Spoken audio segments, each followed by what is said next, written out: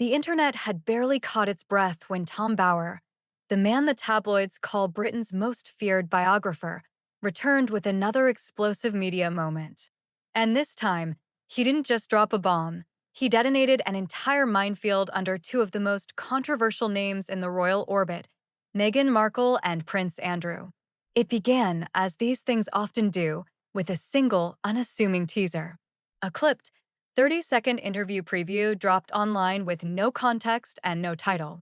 It was just Tom Bower leaning back in his chair, fingers steepled, eyes sharp with that unmistakable glint he gets when he knows he's about to set the country on fire.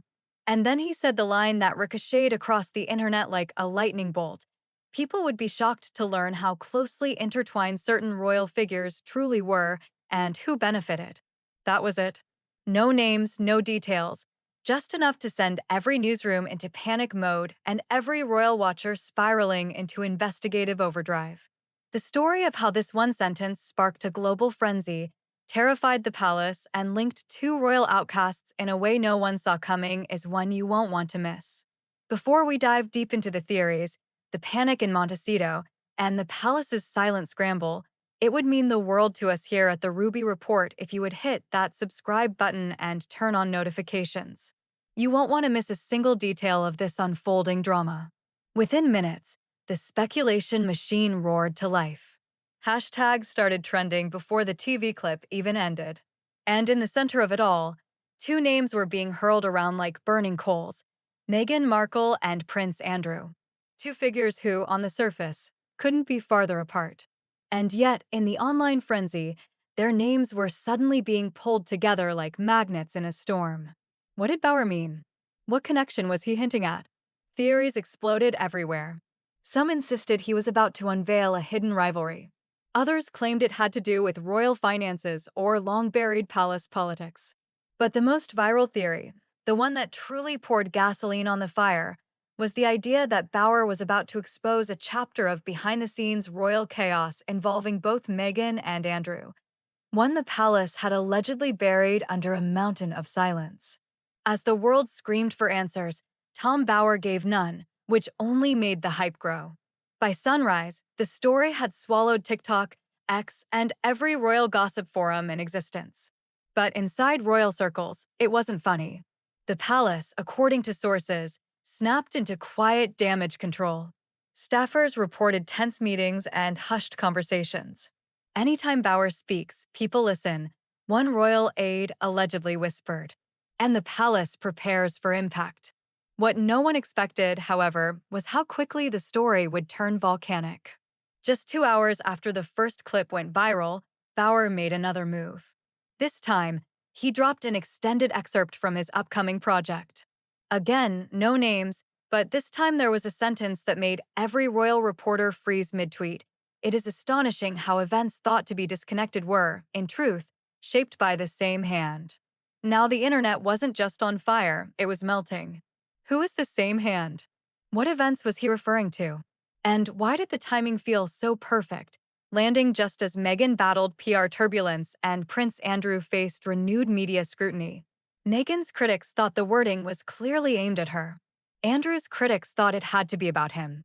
And the rest of the world was convinced Bower was hinting at a bombshell involving both. Insiders claim Meghan's team was furious, scrambling to find out exactly what Bower planned to release. According to one PR source, her staff was calling everyone who might know anything, terrified of what could be coming. Prince Andrew's camp, meanwhile, had reportedly gone completely silent.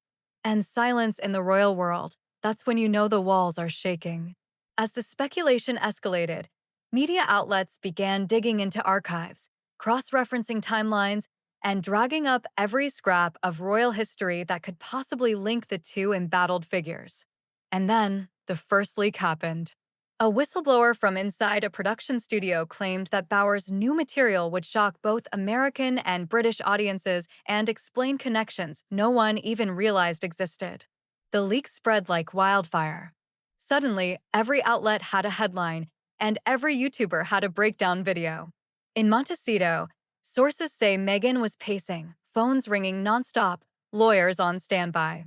She felt targeted. An insider said she believes Bower is obsessed with her and this only confirmed it. Meanwhile, at Royal Lodge, Andrew's residence, the mood was reportedly grim.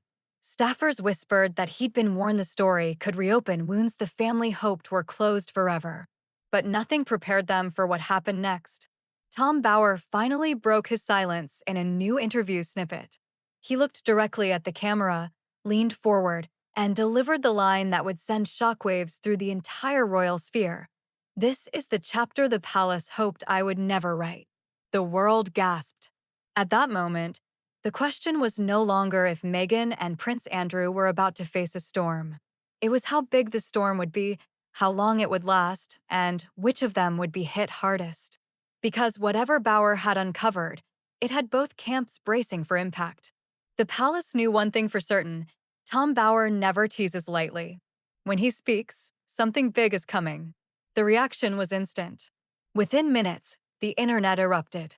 Yet, beneath the outrage, something else buzzed beneath the surface: fear. Not because Bower had exposed anything criminal, he hadn't, but because he had touched a nerve the monarchy had been trying to keep calm for years. He had opened a new chapter of debate, one fueled by the uncomfortable intersections of celebrity, monarchy, fame addiction, and public expectation. Sources close to Buckingham Palace insist the institution was not blindsided. They knew Bower's book was coming. But what they did not expect was how quickly the public would latch onto the most dramatic lines. Inside Montecito, chaos reigned.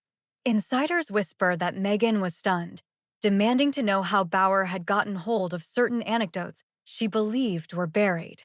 Harry, by contrast, was reportedly devastated, watching yet another wave of scrutiny crest toward their home. As the frenzy reached fever pitch, something much more subtle began happening behind palace walls.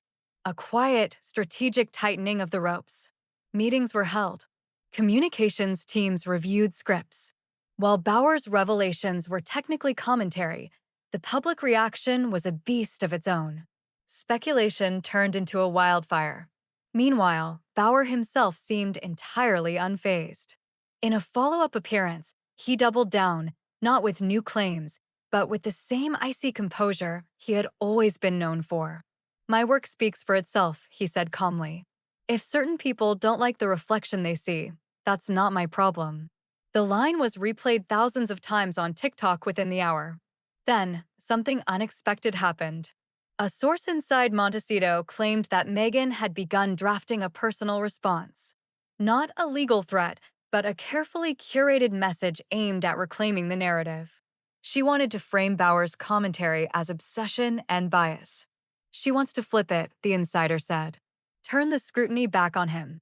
While her team debated messaging, something far more damaging began bubbling online. Resurfaced clips, old footage, and forgotten interviews all tied to the themes Bower had raised began circulating.